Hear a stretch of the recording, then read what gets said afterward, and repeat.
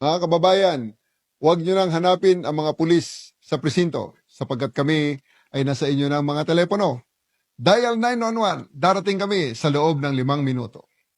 Lilingkod sa bawat Pilipino at magbibigay ng tamang impormasyon para sa tahimik at maayos na Pilipinas. Police News Network, alagad ng batas, tagapagtaguyod ng balitang pulis, sandigan ng mamamayan, patnubay ng katotohanan.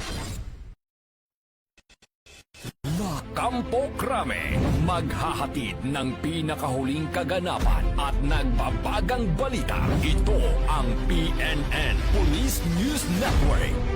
At ngayon, ang inyong mga tagapagbalita.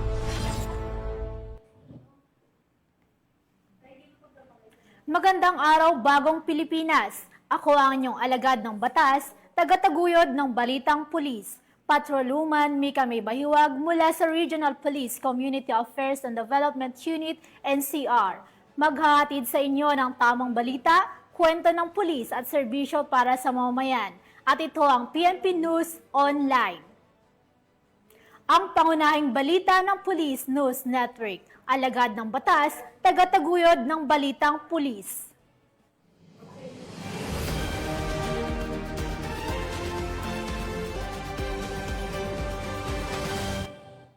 Narito ang mga balitang dapat niyong abangan.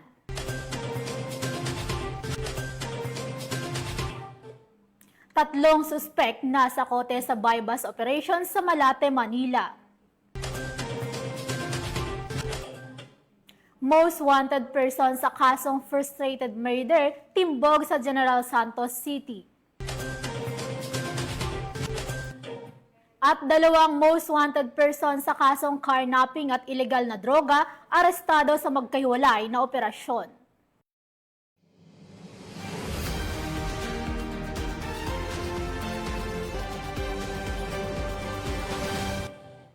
Narito ang mga balitang hatid ng ating PNN correspondents mula sa iba't ibang panig ng bansa.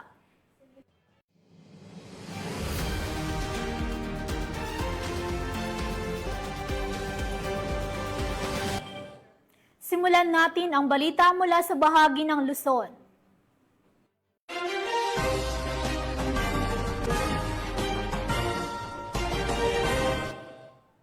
Sa magkakahiwalay na operasyon ng mga operatiba, nasa kote ang dalawang most wanted person na may kinakaharap na kasong carnapping at paglabag sa Republic Act 9165 o ang Comprehensive Dangerous Drugs Act of 2002. Nakibalita dyan si Patrolwoman Mary Tony Veva.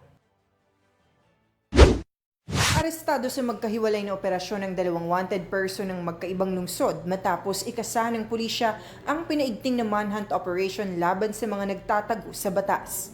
Unang naaresto ang rank 7 most wanted district level na si alias Maria, 26 na taong gulang residente ng lugar kung saan siya naaresto, Barangay Pulang Lupa, 1, Las Piñas City. Siya ay inaresto ng tauhan ng Warrant and Subpoena Unit Las Piñas Police pasado alas 9 ng umaga dahil sa kasong Anti-Kidnapping Act of 1972 o RA 6539 na may piyansang halaga na 300,000 pesos. Inisyu ito ni Honorable Judge Maria Ludmila de Pio Lim ng Regional Trial Court, Branch 253. Samantala, nasa kote din ng Muntinlupa City Police Station ng Warrant and Subpoena Unit ang station-level top 10 most wanted na si alias Ernesto, 37 taong gulang, nagtatrabaho bilang truck helper at naninirahan sa Barangay Tunasan, Muntinlupa City kung saan siya naaresto. Inisyu ang kanyang warrant ng Regional Trial Court Branch 207 ni Philip Acosta Aguinaldo, ang presiding judge para sa kasong RA 9165 o ang Comprehensive Dangerous Drugs Act of 2002. Sa ngayon, ang dalawa ay pansamantalang nakadetene sa tanggapan ng Las Piñas at Muntinlupa Police Station para sa kaukulang dokumentasyon habang hinihintay ang pagpapalabas ng commitment order mula sa korte. Mula dito sa Southern Police District, ako ang inyong PNN correspondent, Patrolwoman Mary Tony Veva, alagad ng batas, tagataguyod ng balitang pulis.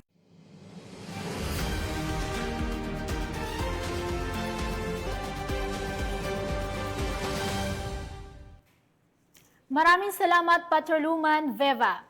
Napasa kamay ng mga otoridad ang nakatalang top 2 most wanted persons sa bayan ng Aringay matapos maaresto ng PNP sa Barangay Poblasyon, Aringay, La Union. Ang report mula kay Police Staff Sergeant Jandel Supremo. Arestado ng Aringay PNP ang isang top 2 most wanted person sa bayan ng Aringay matapos ang isang matagumpay na operasyon na isinagawa sa Barangay Poblasyon, Aringay, La Union. Pinangunahan ng Aringay Municipal Police Station ang operasyon sa ilalim ng Manang Charlie, katuwang ang RID Pro 1, 2nd PMFC, Maritime Law Enforcement Team, PIU at La Union PIDMU. Kinilala ni Police Captain Hener V. de la Cruz, officer in charge ng Aringay Municipal Police Station, ang akusado sa alias na Sandro, 21 anyos, isang mangingisda at residente ng Barangay Santa Rita West ng nasabing bayan. Ayon pa kay Police Captain de la Cruz, naaresto ang akusado dakong alas 3 ng hapon sa bisa ng warrant of arrest para sa kasong paglabag sa Article 2, Section 5 kaugnay ng Section 26 ng Republic Act 9165 o ang Comprehensive Dangerous Drugs Act of 2002 kung saan walang piyansang inirekomenda. Matapos ang pagkakaaresto, isinailalim siya sa physical na eksaminasyon sa La Union Medical Center sa Nazareno, Aguo, kasunod dinala sa istasyon ng Aringay PNP para sa dokumentasyon at tamang disposisyon. Ang matagumpay na pag-aresto kay alias Sandro ay patunay na pagsusumikap ng Aringay PNP na panatilihing ligtas ang komunidad at masugpo ang ilegal na droga sa rehiyon. Mula dito sa PKJ Ilocos Region, ako ang inyong PNN correspondent, Police Staff Sergeant Jandel Supremo, alagad ng batas, tagataguyod ng Balitang Pulis. Maraming salamat, Police Staff Sergeant Supremo. Sa pagpapatuloy ng pinaigting na kampanya ng Philippine National Police laban sa iligal na droga, 3 suspek ang nasa kote sa isang buy-bust operation na isinagawa sa Malate, Maynila. Yan ang tinutukan ni Police Corporal Abigail Rojas.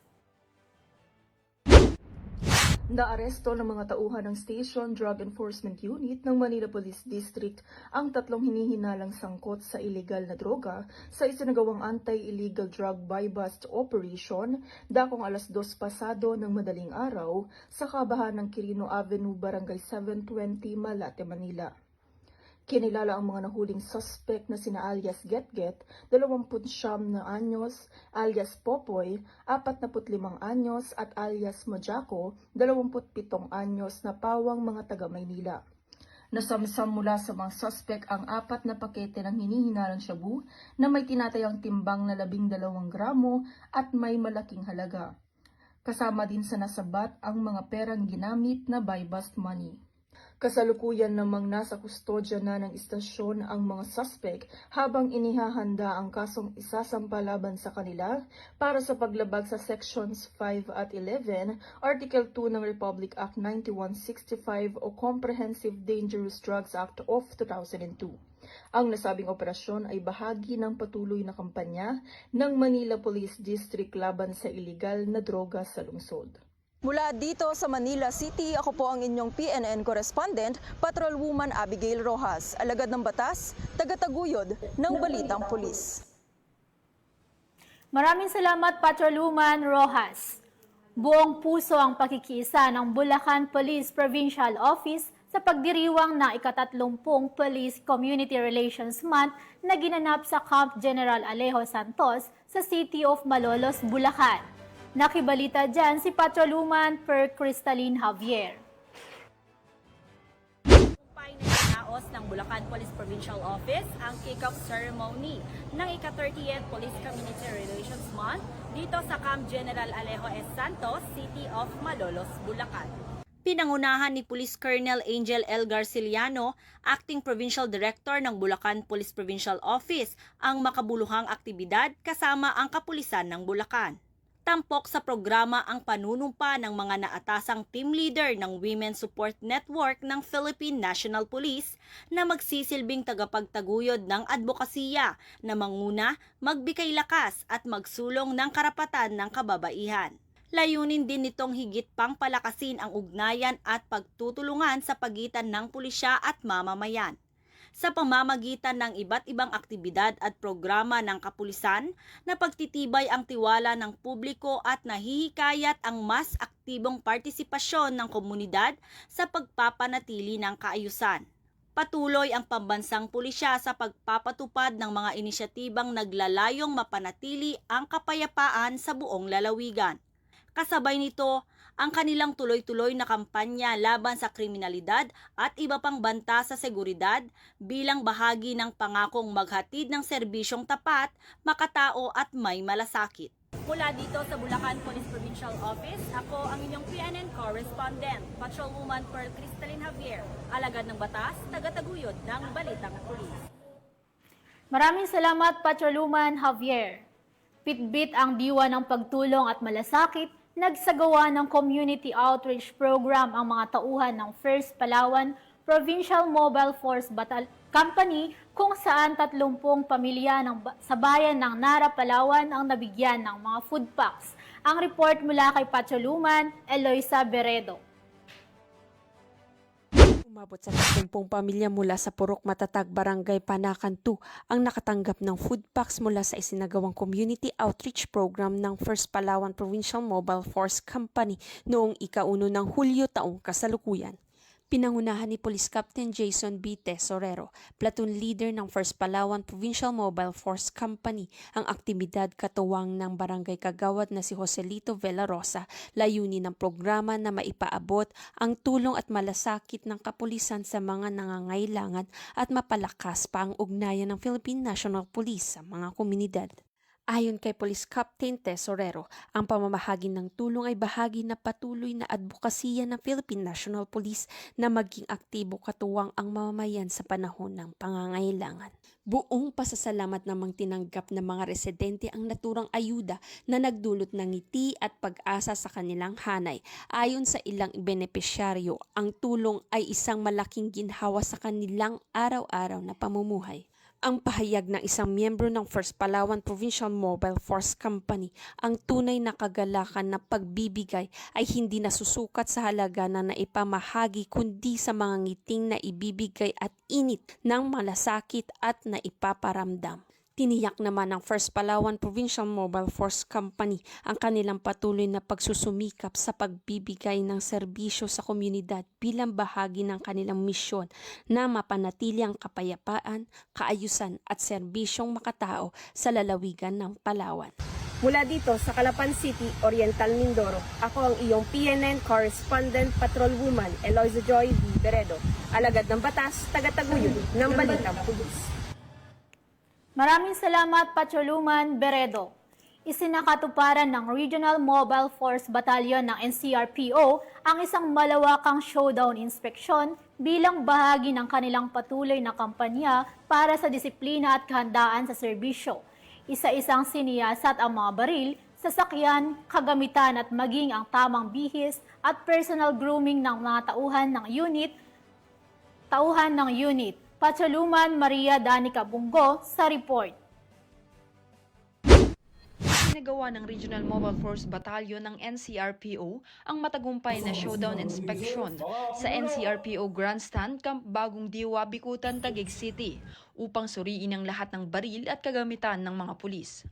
Pinangunahan ito ni Force Commander Police Colonel Celso M. Rodriguez kasama ang mga opisyalis ng RMFB bilang bahagi ng kanilang hakbang upang matiyak na laging handa at ligtas ang gamit ng kapulisan. Sa nasabing inspeksyon, maingat na tiningnan ang kondisyon ng mga baril, sinuri at tiniyak na kumpleto ang bala at iba pang kagamitan. Kasama rin sa pagsusuri ang mga sasakyan at ang tamang bihis ng mga pulis. Ayon kay Police Colonel Rodriguez, mahalaga ang ganitong inspeksyon para sa patuloy na kahandaan ng RMFB sa anumang oras. Dapat siguraduhin nating maayos ang gamit para maayos din ang serbisyo natin sa komunidad. Nakita ko ang pangangailangan ng NCRPO pagdating sa logistics. Ngayon, umaga, muli, palakpakan natin sarili natin. Bahagi ang aktibidad na ito ng pagtupad ng 5-minute response time na itinataguyod ng PNP Chief Police General Nicolas D. Torre III. Gayon din ang 5 guiding principles ni Police Major General Anthony A. Abirin, Regional Director ng NCRPO. Ang mga prinsipyong ito ay naglalayong tiyakin na ang RMFB ay able, active at allied para sa taong bayan. Pinatutunayan nito ng patuloy na pagsisikap ng RMFB NCRPO na protektahan ang komunidad at mapanatili ang maayos na serbisyo publiko. Mula po dito sa NCRPO Grandstand, Camp Bagong Diwa, Lower Bicutan, Taguig City. Kami po ang inyong Police News Network Correspondent, Patrolwoman Maria Danica Bacal Subungo. At Patrolwoman Ronalyn Tagiap. Alagad ng batas, tagataguyod ng balitang pulis. Maraming salamat, Patrolwoman Bongo. Masaya, makabuluhan at puno ng aral. Yan ang hatid ng Learn and Play with Aling Police Everywhere. Isang espesyal na araw na inorganisa ng PNP Women and Children Protection Center para sa mga piling mag-aaral ng P. Bernardo Elementary School sa Quezon City. Yan ang magandang balitang hatid ni Patrolwoman Sana Rose Luna. Play Day with Aling Police Everywhere. Ito ang tema na handog ng mga kapulisan ng Women and Children Protection Center o WCPC sa mga batang kindergarten nitong Miyerkules sa Camp Crame, Quezon City. Sa pamumuno ni Police Brigadier General Portia B. Manalad, hepe ng WCPC, kasama ang mga tauhan ng Anti-Violence Against Women and Children Division sa pangunguna ni Police Lieutenant Colonel Andre D.D.C. Abella, ay matagumpay na nairaos ang nasabing aktibidad na kinabibilangan ng mga batang mag-aaral ng kindergarten, edad 4 hanggang 6 na taong gulang kasama ang kanilang mga magulang at guro mula sa paaralan ng P. Bernardo Elementary School. Ang layunin ng nasabing aktibidad ay mas mapaigting ang ugnayan ng kapulisan sa publiko at magsagawa ng interactive activities na mas magpapalapit sa mga mamamayan, lalo na sa mga bata, kung kaya't nagsagawa ng isang educational tour sa PNP Museum. Kasunod nito ang masaya at aktibong pakikilahok ng mga bata kasama ng kanilang magulang at guro sa inihandang activities ng mga kapulisan na ginanap sa New WCPC building. Naghandog din ng regalo at munting salo-salo ang mga tauhan ng WCPC para sa mga batang mag-aaral. Samantala, nagbahagi naman ng mensahe at pasasalamat ang hepe ng WCPC para sa mga bata, magulang at guro na dumalo sa nasabing aktibidad. Ay, ganun naman sa school ha. Tapos behave tayo. Nakikinig ba kayo kila mama at papa? Pag may problema po, tawagan niyo po kami sa police. Pupunta po kami sa inyo. Anytime po na gusto niyo kaming paningin. Nandito po sa mga ipamimigay namin yung mga telephone numbers namin, yung aming Facebook account. I-Facebook kailangan ninyong kausap para sa pangangalaga at pagprotekta sa ating mga anak. Ang tanggapan ng Women and Children Protection Center ay bukas at laging handang tumulong sa mga kababaihan at kabataan kasabay ng pababalik eskwela nitong nagdaang buwan ng Hunyo. At kung may nais kayong isumbong kay Aling Police, maaari kayong tumawag o mag-chat sa aming WCPC helpline. Mula rito sa PNP Women and Children Protection Center, ako ang inyong PNN Correspondent Patrolwoman Sana Rose Luna, alagad ng batas, tagataguyod ng Balitang Pulis. Maraming salamat, Patrolwoman Luna. Tunghayan naman natin ang mga balita mula sa Visayas.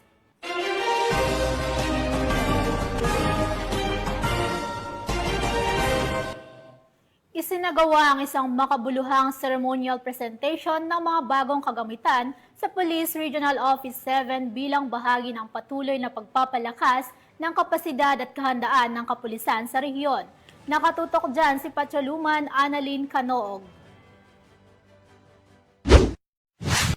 Matagumpay na isinagawa ng Police Regional Office 7 sa pamumuno ni Police Brigadier General Rodrigo A. Maranan, Regional Director, ang isang ceremonial presentation ng mga bagong kagamitan na binili, idonate o pinahiram para sa pagpapalakas ng kakayahan ng kapulisan sa Central Visayas nitong ika-1 ng Hulyo sa taong kasalukuyan sa Camp Serios Menya Senior, Cebu City. Ang aktibidad ay simbolo ng pinagsanib na suporta mula kay Chief PNP Police General Nicolas Torre III, mga local government units at mga pribadong sektor na layunin paigtingin ng operational readiness, internal security operations at ICT modernization ng Pro-7. Sa ilalim ng PNP Capability Enhancement Program at Regional Procurement, ipinagkaloob sa Pro-7 ang 222 na desktop na computers, 8 office tablets, 225 waistcoat vest, 7 Akela 150cc motorcycles, at 82 one prime handheld radios. Bukod pa rito, ipinakita rin ang kagamitan mula sa donasyon o pagpapahiram ng LGUs at pribadong sektor,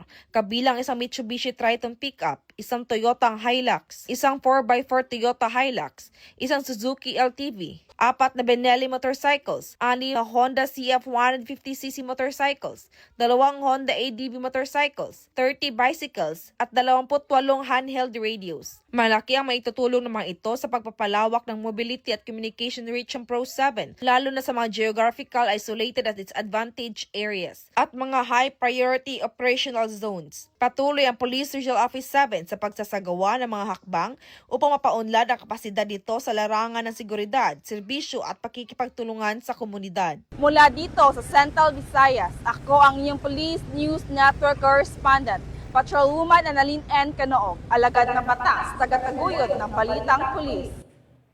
Maraming salamat, Patrolwoman Canoog. Narito naman ang mga balita mula sa bahagi ng Mindanao.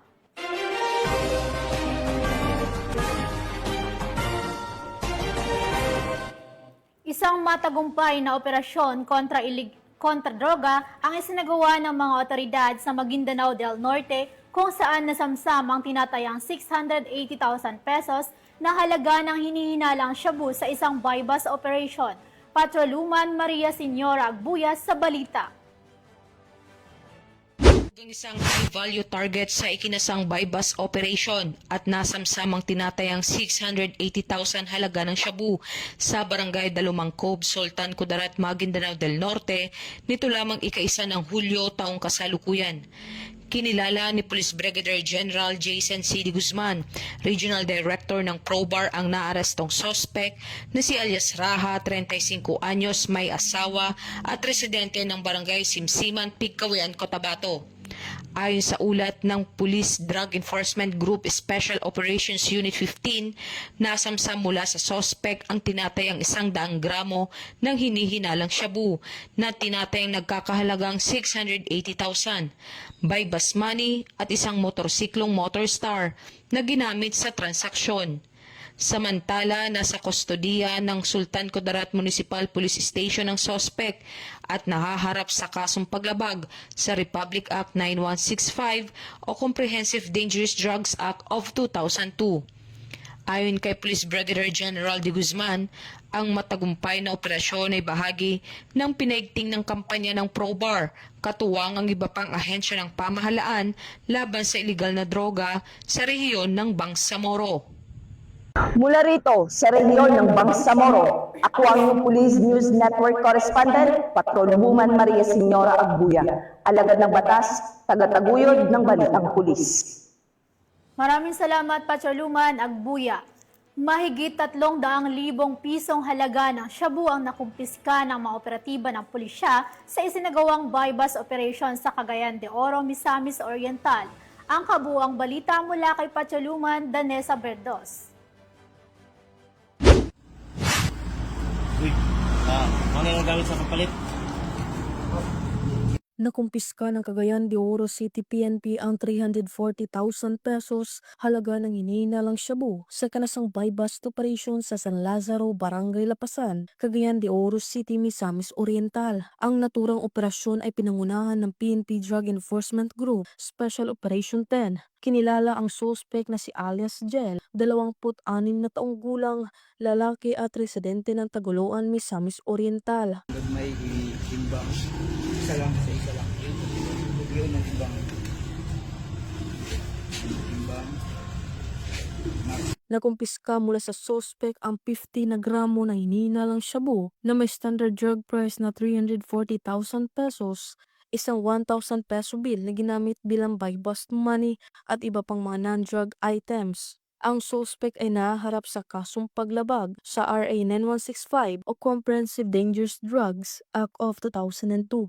Mula dito sa Camp Capistrano, Gusa, Cagayan de Oro City, ako ang inyong Police News Network correspondent, Patrolwoman Danasa Berdos, alagad ng batas, tagataguyod ng Balitang Pulis. Maraming salamat, Patrolwoman Berdos. Hindi na nakapalagpa ang isang high-value individual matapos madakip sa isinagawang bypass operation ng mga otoridad sa Davao City. Alamin ang detalye ng report mula kay Patrolwoman Aldin Cañazares. Value individual sa illegal drug trade ang naaresto ng mga otoridad sa isinagawang bypass operation ng Bahada Police Station dakong 1:57 ng madaling araw noong Hulyo 2, taong kasalukuyan sa Bango Street, Barangay Wilfredo Aquino, Agdao, Davao City. Ayon kay Police Major Mark Anthony C. Igos, Acting Station Commander ng Bahada Police Station, kinilala ang suspect bilang si alias Tantan, 38 taong gulang binata, at isang residente ng Barangay Bangkas Heights, Davao City na tubong batasan makilala North Cotabato. Nasamsam sa operasyon ang humigit kumulang 6 gramo ng hininalang shabu na nagkakahalaga ng tinatayang 40,800 pesos. Sa kasalukuyan, nasa kustudiya na ng Bahada Police Station ang suspect at ang mga nakuhang ebidensya para sa medical examination at pagsasampa ng kasong paglabag sa Section 5 at Section 11 ng Article 2 ng Republic Act 9165 o Comprehensive Dangerous Drugs Act of 2002. Ang pagkakadakip kay alias Tantan ay patunay na patuloy na dedikasyon ng kapulisan sa kampanya laban sa ilegal na droga sa lungsod ng Davao. Sa tulong ng mangsusing intelligence work, koordinasyon sa PDEA, at determinasyon ng mga operatiba ng Bahada Police Station, muling napatunayan na walang puwang sa lipunan ang mga nagpapakalat ng ipinagbabawal na gamot. Mula dito sa Police Regional Office 11, ako ang inyong PNN correspondent, Patrolwoman Aldin Cañazares, alagad ng batas, tagataguyod ng Balitang Pulis. Maraming salamat, Patrolwoman Cañazares. Kulungan ang bagsak ng top 6 provincial most wanted person nang arestuhin ito ng mga otoridad dahil sa kasong frustrated murder sa General Santos City. Nakatutok dyan si Patrolwoman Brilin Jean Cabonilas.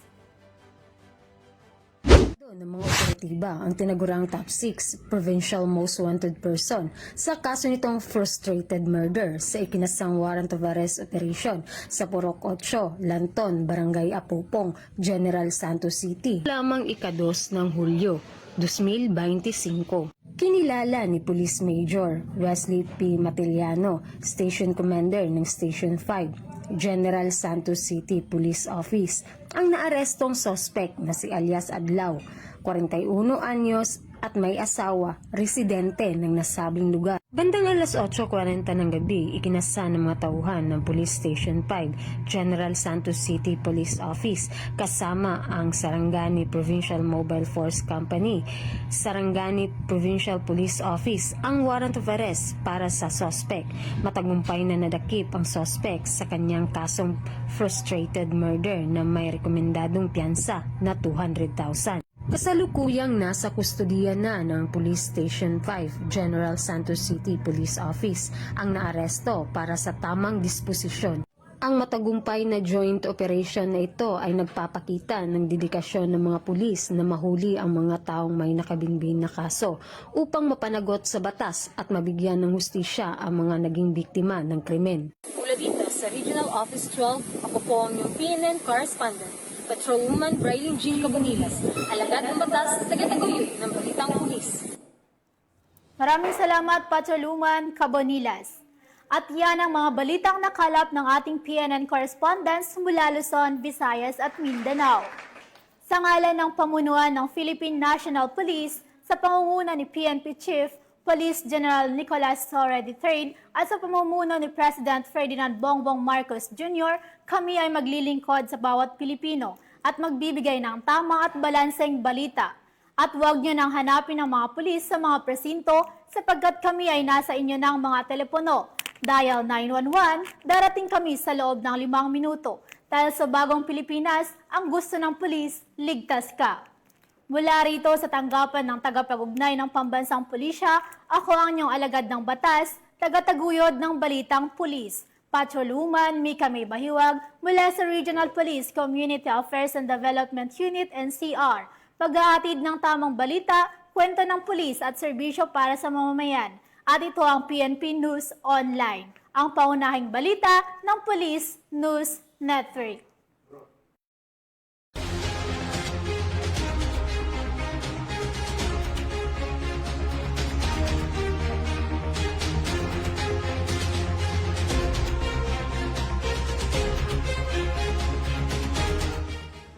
Police News Network, alagad ng batas, tagapagtaguyod ng balitang pulis.